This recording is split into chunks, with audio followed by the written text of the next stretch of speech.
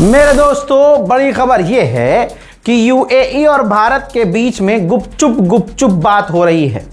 Bharat BrahMos missile देने की बात कर रहा है, यानी यूएई भारत का सिर्फ ब्रह्मोस मिसाइल ही नहीं, खबर यह है कि भारत के एयर डिफेंस सिस्टम भी खरीदने की बात कर रहा है।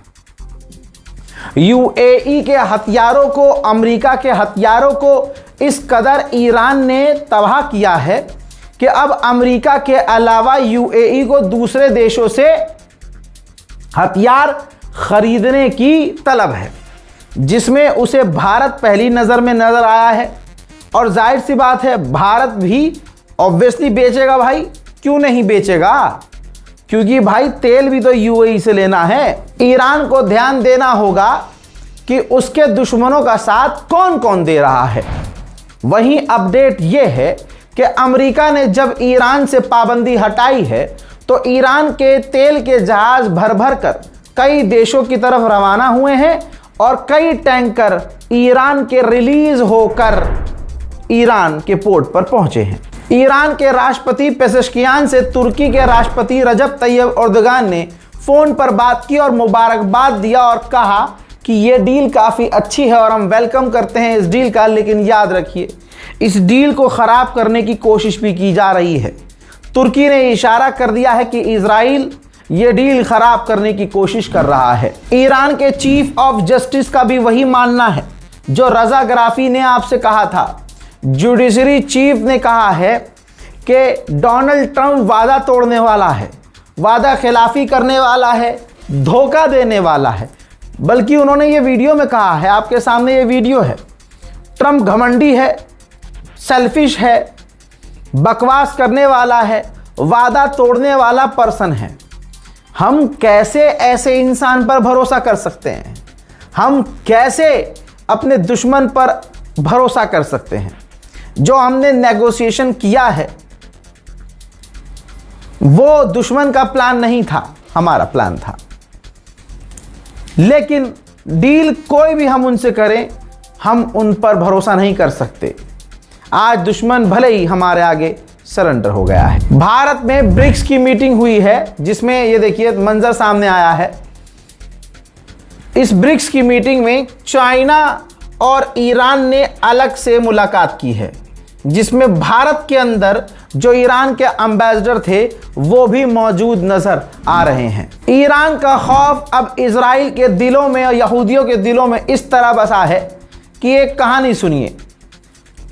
इजराइल के शिन बेट जासूसी एजेंसी के पूर्व चीफ और उनकी धर्मपत्नी यूएई हॉलिडे पर गए थे, हाल में ही अभी कुछ दिन पहले घूमने फिरने गए थे।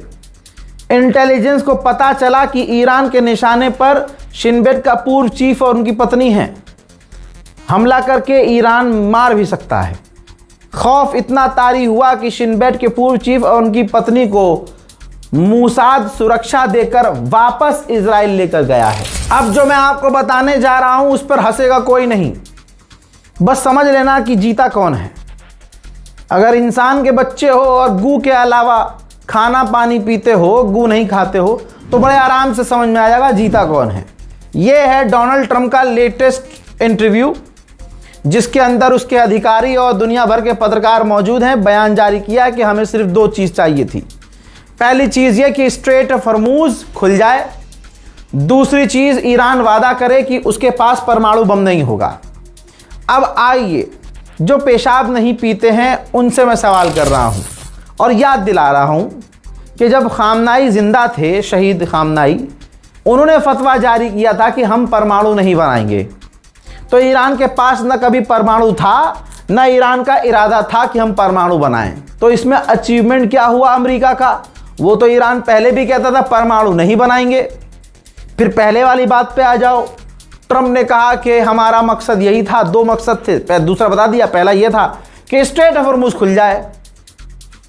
खामनाई को शहीद करने से पहले, ईरान पर हमला करने से पहले स्ट्रेट ऑफ हॉर्मूज खुला हुआ था। भाई खुला था ना, बंद थोड़ी हुआ था। ये तो ईरान ने पहली बार बंद किया। तो मिला क्या अमेरिका को? बाबा जी का ठुल्लू। वही स्ट्रेट ऑफ हॉर्मूज खुलवाने के लिए अमेरिका ईरान को पैसे दे रहा है कमाल की बात। मिला क्या हजरात, सिर्फ गुलाबी सुअर की हार नहीं है।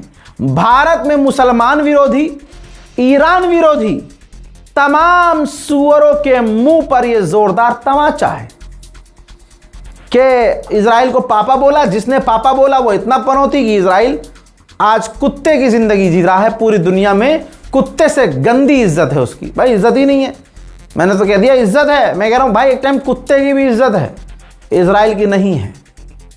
जो समझदार, पढ़े लिखे, दिल के साफ, अच्छे लोग हैं, उनकी नज़र में एक कुत्ता अच्छा है, इजराइल अच्छा नहीं है।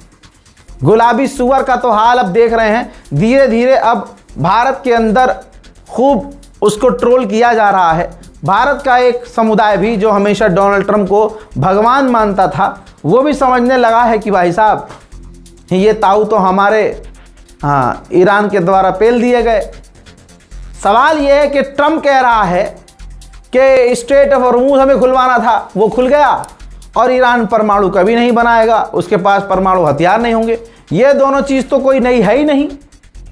कह रहा है कि स्ट्रेट ऑफ हॉर्मूज में हम बढ़िया काम कर रहे हैं। हम, तुम, अबे ये कौन सा नशा करता है भाई। कह रहा है कि हम अच्छा काम कर रहे हैं और तेल निकलना शुरू हो चुके हैं, दुनिया भर में जहाज अब स्ट्रेट ऑफ हॉर्मूज से गुजर रहे हैं। ये ईरान की डील है, ईरान ने अपना वादा वफा किया है, ईरान अपना वादा निभा रहा है। इंतजार करो 60 दिन का।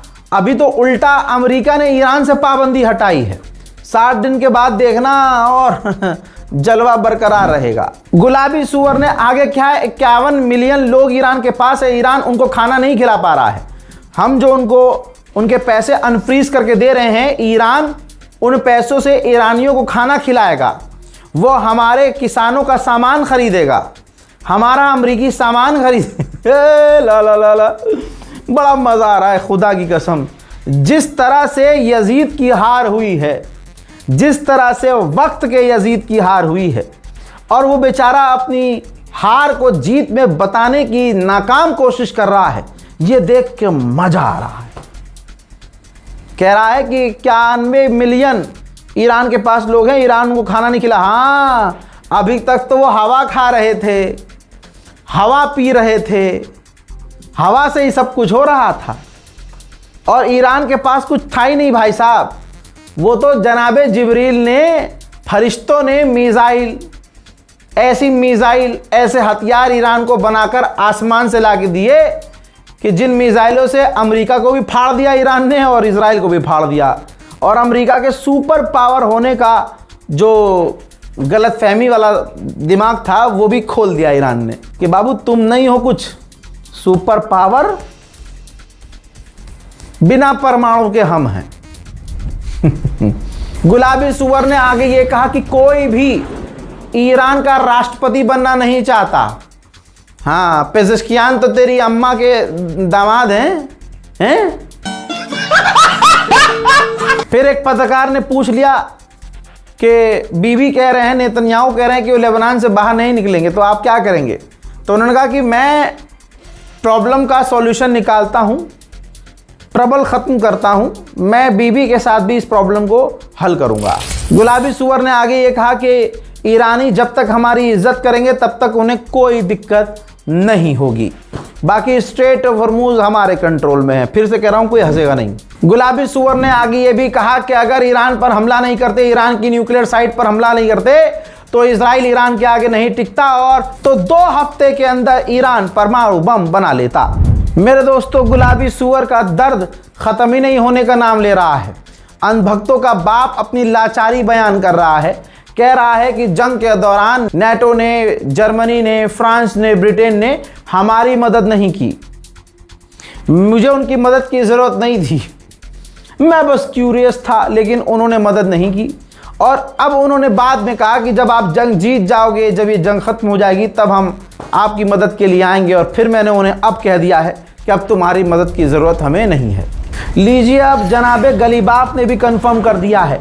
ईरान के पार्लियामेंट स्पीकर ने जहाज़ के अंदर ट्रैवल करते हुए ईरानियन मीडिया को इंटरव्यू देते हुए साफ कहा कि हमने लेबनान के लिए डील की है, और हमारी डील काफ़ी बेहतर है, हमारे गोल उसमें अचीव हो रहे हैं। गलीबाफ ने कहा कि जब हम अमेरिका से बातचीत के दौरान थे तो हमें तभी पता चला, मुझे तभी पता चला कि डोनाल्ड ट्रंप ने हमको धमकी दी है। हमने उसी वक्त विरोध जताया, मैंने उसी वक्त विरोध जताया और हमने अमेरिका से बातचीत उसी वक्त रोक दी। उन्होंने आगे ये भी कह दिया कि हमें उन पर भरोसा नहीं है, हमें अमेरिकियों पर भरोसा नहीं है। हमारे कुछ आइडियाज़ हैं, हमारे कुछ प्रिंसिपल्स हैं, हमारी कुछ मान्यताएं हैं, बस उन्हीं को दिमाग में रख के हमने अमेरिकी डेलीगेशंस के साथ फोटोज तक नहीं खिंचवाए। मेरे दोस्तों, दिल खुश हो जाएगा। इजरायली अधिकारियों ने इन्फॉर्म किया है कि अमेरिका ने हमें मैसेज भेजा है कि अब तक जो तुम्हें ब्लैंक चेक दिया जाता था कि अमाउंट भरो और जहां मर्जी जैसे मर्जी इस्तेमाल करो, अब वो ब्लैंक चेक आपको नहीं मिलेगा। घोप घोप बाजवानो, इजराइल इज आवर फादरलैंड। गोप गोप। इजराइल के आतंकी हमलों से लेबनान को 1.38 बिलियन, 1.38 बिलियन डॉलर का नुकसान हो चुका है। ईरान को दिमाग यहां भी लगाना चाहिए कि भैया ये जो नुकसान हुआ है ये अमेरिका इजराइल से वसूलवा कर दे। मैंने पहले ही कहा था इजराइल को यहां हार मिली है, वो अब कुछ ना कुछ दूसरी जगह करेगा ताकि उसको खुद को यह एहसास ना हो कि हम हारे हैं। सोमालिया लैंड, एक गद्दार झुंड जिसने सोमालिया के 2 टुकड़े करवा के अपने इलाके को सोमालिया लैंड घोषित करवा लिया और पूरी दुनिया में वाहिद इकलौता देश जो खुद एक देश नहीं है, इजराइल खुद फिलिस्तीनियों की जमीन पर कब्जा करके देश बना। आप समझ रहे हो? उसने मान्यता दी सोमालिया लैंड को। अब मामला यह है कि सोमालिया लैंड के अंदर इजराइल ने अपनी फौज भी तैनात कर दी है। गई भैंस पानी में। उधर इजराइल के ऑफिशियल ने यह चिंता व्यक्त की है, बल्कि कह दिया है कि अगले 15 सालों में इजराइल की जंग इजिप्ट से होगी। लेकिन बेगैरत इजिप्ट इस बयान को समझेगा नहीं।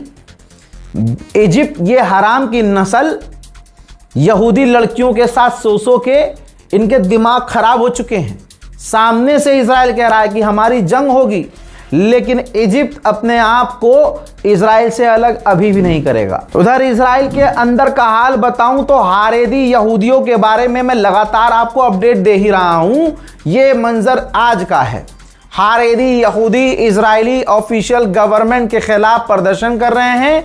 इजराइल की आतंकी सेना में उनको शामिल नहीं होना है। इजराइल की फौज उन्हें मार रही है, पीट रही है, गिरफ्तार कर रही है।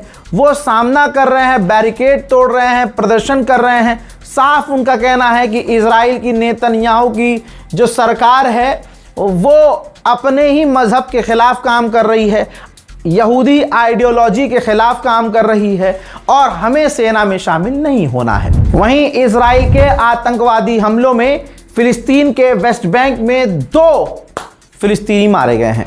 हजरत मोहतरम, ये मंजर गज्जा का है। अल्लाह अकबर।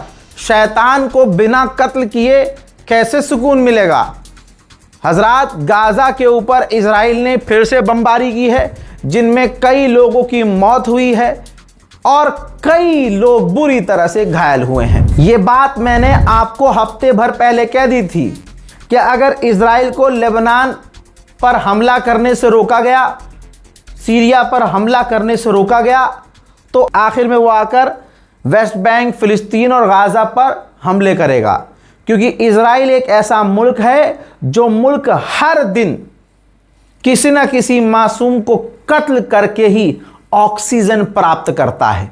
इस वीडियो को शेयर कीजिएगा। इससे पहले 2 अपडेट दे चुका हूं, जाकर उनको भी देखिएगा ताकि आपको मिडिल ईस्ट की तमाम ताज़ा जानकारियां मिल जाएं। अपनी दुआओं में मुझे याद रखिए। मैं हूं रजा और आप देख रहे थे रजाग्राफी अनस्क्रिप्टेड। जय हिंद।